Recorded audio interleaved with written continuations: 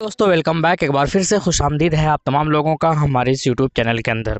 आइए दोस्तों बात करेंगे इस वीडियो के अंदर दो खबरों के बारे में, दो बातों के बारे में, और वो दोनों ही टॉपिक काफ़ी अहम है। पहला बंगाल से है, दूसरा यूपी से है। यूपी के अंदर मैं आपको पहले बता दूं यूपी से क्या है। एक टीवी चैनल है न्यूज़ 18 उत्तराखंड, वहाँ पर अखिलेश यादव उस टीवी चैनल के अंदर वो जो टीवी चैनल है उन्होंने जो लिखा है, उन्होंने बताया है कि अखिलेश यादव कह रहे हैं कि वैसी अगर साथ आना चाहे तो हम लोग विचार करेंगे। अखिलेश यादव ने इस तरीके का जो स्टेटमेंट दिया है, उस स्टेटमेंट से जो है पूरे सियासी गलियारों के अंदर हलचल मचा हुआ है, स्पेशली यूपी के अंदर। क्योंकि आप सबको पता होगा कि राजभर के अंदर राजभर जो वहाँ के लीडरशिप कर रहे हैं पूरे के पूरे एक गठबंधन का, उसके अंदर असदुद्दीन ओवैसी समेत जो है शिवपाल भी उसके अंदर बहुत जल्द आ जाएंगे। और इनके समेत जो है वो लगभग 8 से 9 पार्टी जो है उस गठबंधन के अंदर शामिल है, जिसकी वजह से जो है शायद अब एसपी के अखिलेश यादव यानी कि समाजवादी पार्टी के अखिलेश यादव को भी अब लगने लगा होगा कि एआईएमआईएम जो है यूपी के अंदर बहुत बड़ा रोल प्ले करने वाला है। चूँकि ऐसा माना जा रहा है, और ख़ुद शौकत अली साहब जो कि वहाँ के प्रदेश अध्यक्ष है यूपी उत्तर प्रदेश के, उन्होंने कहा है कि पूरे हिंदुस्तान के अंदर अगर कहीं सबसे ज़्यादा मजबूत पार्टी एआईएमआईएम कहीं पर है तो वो यूपी के अंदर है। पिछले 5 सालों से एआईएमआईएम और भी ज़्यादा मजबूत जो है हो गई है, और बहुत सारे एक्स एमएलए और एमपी जो है वो एमआईएम ज्वाइन भी करने वाले हैं, जिससे खलबलियाँ भी मची हुई है। अब मैं आपको बता दूं कि हालांकि पिछले चुनाव में 2017 के अंदर जो चुनाव हुआ था वहाँ पर एमआईएम की कोई कामयाबी नहीं हुई थी। ये बात अलग है कि 6-6.5 लाख वोट लाकर जो है एमआईएम ने कुछ जगहों पर सरप्राइज जरूर किया था। लेकिन अब ये देखना होगा 2022 के अंदर एमआईएम के ऊपर जो है सबकी निगाहें हैं, और उम्मीद यही है कि एक बहुत बड़ा रोल प्ले करने वाले हैं यूपी के चुनाव में।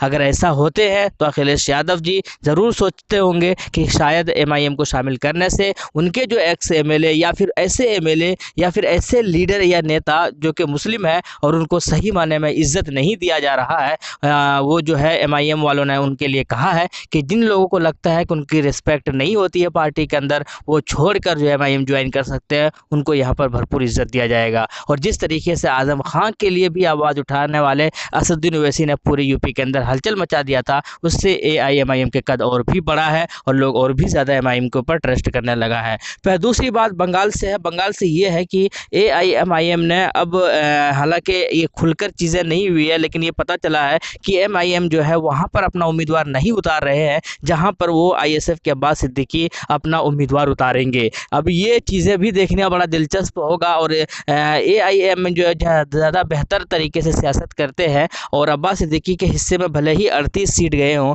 और ऐसा दावा किया जा रहा है कि एआईएमआईएम वहाँ पर अपना उम्मीदवार उतारेंगे जहाँ जहाँ पर लेफ्ट और कांग्रेस होगा, लेकिन जहाँ जहाँ पर आईएसएफ के उम्मीदवार होंगे यानी कि इंडियन सेक्युलर फ्रंट के उम्मीदवार होंगे, वहाँ पर जो है एआईएमआईएम जो है अपना उम्मीदवार नहीं उतारेंगे बंगाल के अंदर। अब तो भाई थोड़ा सा मज़ेदार समीकरण बन रहा है। अगर ऐसा होता है तो और भी ज़्यादा इंटरेस्टिंग हो जाएगा। फिर कांग्रेस और लेफ्ट, जो कांग्रेस स्पेशली जो मंसूबा बनाया था आईएसएफ को अलग करके एआईएमआईएम से, वो शायद उनके ऊपर उस फैसले को ऊपर पछताना पड़ेगा और हाथ मलते रहना पड़ेगा। और आईएसएफ ने थोड़ी सी मैच्योरिटी दिखाई कि वो लगभग इतनी कम सीटों पर मान गए, और कांग्रेस से तो मात्र 8 सीटों पर ही वो मान गए, बल्कि और भी ज़्यादा उनको सीट लेना था, कम से कम 60 सीट उनको लेना था, तो और भी ज़्यादा मैच्योरिटी जो है वो शो होता। लेकिन खैर कुल मिलाकर जो फैसला है वो हो चुका है। आईएसएफ, लेफ्ट और कांग्रेस एक साथ जा रहे हैं। एआईएमआईएम जो अलग जरूर लड़ रहे हैं, लेकिन वो ऐसा माना जा रहा है कि वो वहाँ पर उम्मीदवार नहीं उतार रहे हैं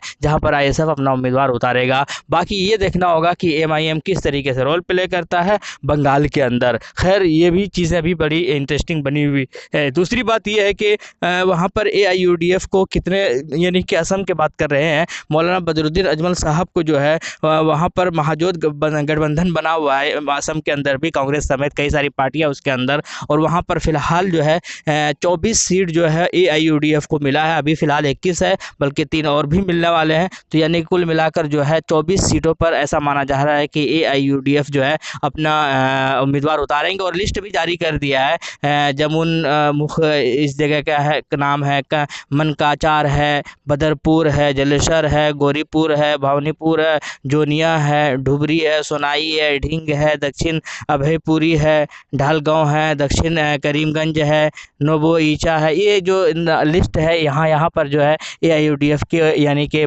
मौलाना बदरुद्दीन अजमल साहब अपने उम्मीदवार उतारे और असम के अंदर किसी भी तरीके से जो है बीजेपी को उखाड़ फेंकने की ये लोग भरपूर कोशिश कर रहे हैं। और इसी तरीके से अब ये देखना होगा कि असम, बंगाल जो कि इस बार चुनाव हो रहा है, साथ के साथ तमिलनाडु के अंदर चुनाव हो रहा है, केरल के अंदर हो रहा है, पुडुचेरी के अंदर हो रहा है, सबका जो शेड्यूल है 27 मार्च से ही स्टार्ट है। और ये देखना होगा कि किन किन जगहों पर किन किन को फतेह और कामयाबी मिलती है। AIMIM की निगाह सबके ऊपर है, एक बहुत बड़ा रोल प्ले कर रहा है। आने वाले दिनों में और भी ज़बरदस्त रोल प्ले करेंगे। आप क्या कहते हैं कमेंट सेक्शन में ज़रूर बताइएगा। मिलते हैं नेक्स्ट वीडियो में। थैंक यू, जय हिंद, लव यू।